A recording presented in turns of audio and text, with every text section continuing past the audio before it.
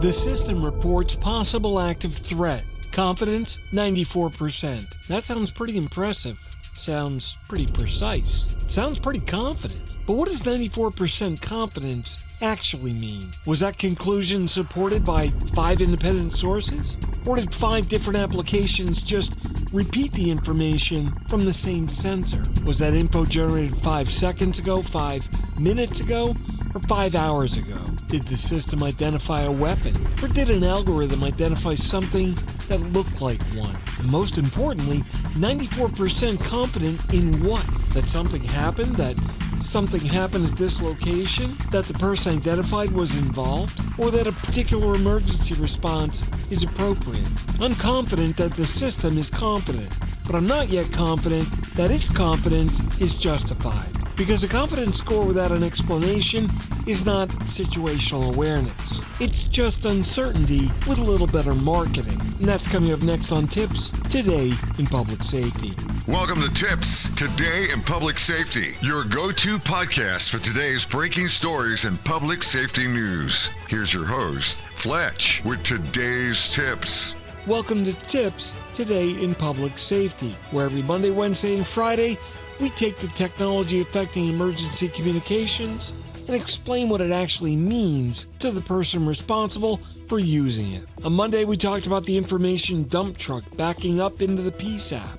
Every application, sensor, camera, alarm, wearable, vehicle, connected building wants to deliver data to the call taker. And we established that dumping more information into the TiPS app doesn't automatically create better situational awareness. The data first has to be correlated, sorted, time-stamped, prioritized, and connected to the incident. And today we're taking that next step. Once the system organizes the evidence and recommends an interpretation, how strongly should the call taker believe it? In other words, how confident should we be in the confidence score? And I'm confident that this is about to get confusing. Confidence is not the same as truth. A system can be extremely confident and still completely wrong. Confidence only describes how strongly the available evidence supports a particular conclusion under the system's rules and assumptions. It doesn't guarantee the evidence is accurate. It's not a guarantee that the source is independent. It doesn't guarantee that the algorithm understood the situation, and it certainly doesn't guarantee that the recommended response is operationally appropriate. A confidence score is a measurement of certainty. It's not a certificate of truth. And that distinction matters in public safety because confident technology has a way of making people reluctant to challenge it.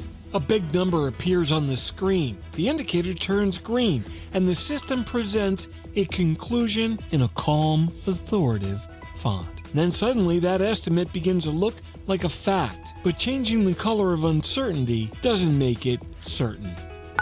94% confident in what? It's important that every confidence score be attached to a clearly defined claim. Consider these examples. The system's 94% confident that a person is present. It's 81% confident that the sound detected was gunfire. It's 76% confident that 2 alerts involve the same incident. It's 68% confident that the caller remains in the reported room. And it's 52% confident that the object visible in the image is a weapon. Those are 5 very different claims. They've got different evidence behind them. They've got different consequences if they're wrong. So they should produce very different operational responses. Saying 94% confidence without identifying the claim is like saying the temperature is 75. It sounds measurable, it sounds scientific, but it doesn't actually tell us anything useful because Fahrenheit or Celsius is missing. So if the system's 94% confident, I'm 100% interested in what the hell happened to the other 6%. 5 alerts may still be one source. Suppose a camera analytic detects what appears to be a person entering a restricted area. Camera platform generates an alert. The building management system receives it. Security application republishes it. Then an emergency notification platform forwards it.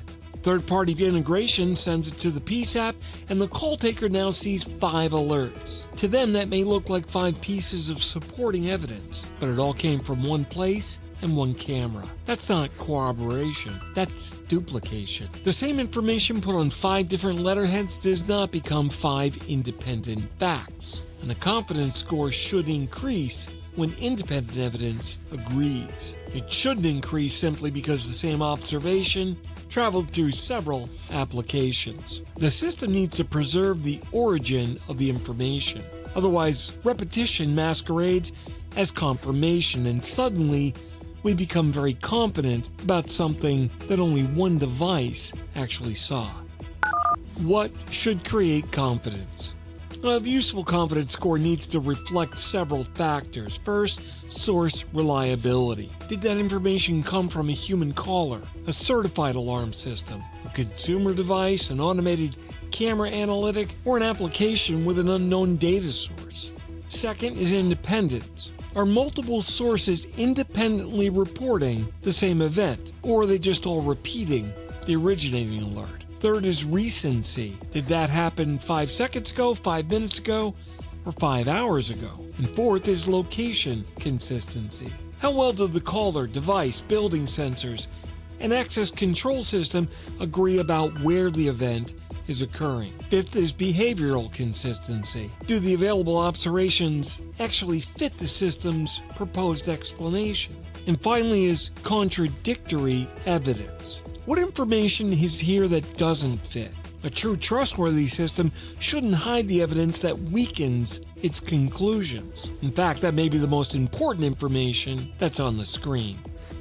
Sometimes the right answer is, I don't know. Well, if that's true, I'm right a lot. But imagine a panic button reporting an activation in room 214. The caller's phone reports a 3rd floor location. Access control shows movement through a 2nd floor stairwell. And a camera analytics reports activity near room 310. Now, the system shouldn't average those locations together and then confidently announce 2nd floor, because that would be mathematically tidy and operationally ridiculous. The responsible conclusion is location uncertain. Why? Because multiple sources all disagree.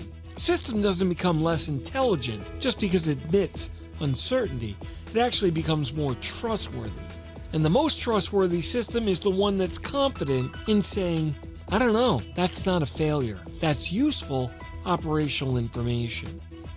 Even location confidence needs context. Wireless location gives us a familiar example. A cellular caller may arrive at a TiPS app with what appears to be high confidence value, but that number may be based on controlled testing, statistical thresholds, or aggregated performance. It may not necessarily describe the conditions surrounding this particular caller using this particular device inside this particular building at this particular moment. Now, that doesn't make the location useless. It just means that the call taker needs to understand what the confidence value represents before treating it as certainty. Accuracy can't be a number that's pulled out of thin air. It needs a definition, it needs context, and it needs to be honest about its limitations. That's an important topic, and we're going to save that deeper wireless location and testing discussion for another episode. But for today, the point's simple. A precise-looking location and an impressive-looking percentage can still contain significant uncertainty.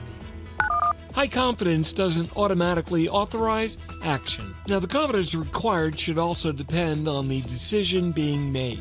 A moderately confident location estimate may be enough to ask the caller a better question. It may justify checking another information source. It may be enough to alert a supervisor or advise responders about a possibility. But the same confidence level may not be enough to identify a suspect, cancel a response, unlock a secure building, initiate an evacuation, or trigger a high-risk tactical action. And that's because the consequences of being wrong matter just as much as the score itself. You can't evaluate confidence in isolation. You also have to ask, what are we about to do because of this? Show the evidence, not just the answer. Instead of displaying a large green circle that says 86%, imagine the system presenting this. Possible forced entry, confidence 86%. Supported by a door forced open alarm, independent motion detection, a caller reporting breaking glass, conflicting evidence, no corresponding video confirmation. Oldest supporting information, 41 seconds. Now the call taker can evaluate the conclusion. The score? That's a defined claim. The supporting evidence is visible. The conflicting evidence has not been hidden and the age of the data is clear. That's a lot more useful than a percentage floating on the screen without an explanation. Do not build a new dashboard. Nightmare. We need to be careful here. On Monday we said the TiPS app does not need a dump truck full of unsorted data. Today we also need to add that it doesn't need a dump truck full of unexplained percentages either. Maybe the system shouldn't display a confidence score for every individual data element until the workstation looks like a scoreboard at a casino. No, the call taker needs a concise operational picture. What does the system believe is happening? How confident is it? And what evidence supports that conclusion? And again, what evidence contradicts it? How old is that data and what's changed most recently? Because the goal here is to reduce cognitive burden, not replace information overload with confidence score overload. The human must be able to challenge the machine. The call taker should always be able to ask, why'd you reach that conclusion? What sources are supporting that? And are those sources independent? And again, what evidence conflicts with it? What would lower that confidence score? And what's changed since the previous score? If a system can't answer those questions, the human can't make a responsible evaluation to its recommendation. Automation should never present a conclusion that's so confident that the call taker becomes afraid to question it. No, the machine is assisting the human. The human's not there to validate the machine or its data. Look, confidence matters, but confidence is not certainty. Confidence score is only useful when it's attached to a clearly defined claim, and it's supported by visible evidence. It's got to account for source reliability, independence, recency, location consistency, contradictory information, and the consequences of being wrong. Now, the call taker doesn't need technology that's pretending to be certain. The call taker needs a system that's honest enough to say, here's what I think happened, here's why I think it, here's the stuff that doesn't fit, and putting it all together, here's how certain I am. So yeah, we're 100% confident that confidence makes a difference. We're also 100% confident that confidence needs to be right. And when it can't be right, it needs to be honest about how wrong it might be. Now, am I confident I made sense? Reasonably. Let's call it 94%. On Friday, we're going to deal with the remaining 6% when we talk about why public safety must trust but verify. That's coming up on the next TiPS Today in Public Safety. This is Fletch. Thanks so much for listening and spending a little time. We'll catch you next time. Hey, it's Fletch. Thanks so much for hanging out with me today. I hope you learned something new. Remember to catch all of my previous episodes of TiPS Today in Public Safety, published every Monday, Wednesday, and Friday on most social media platforms and streaming 24/7 at 911tips.com. My blogs are located at fletch.tv and my professional website is at fletch911.com. Remember to like and subscribe. It really helps out the algorithms. And if you're in public safety, thanks for what you do every single day. We'll catch you next time. Take care.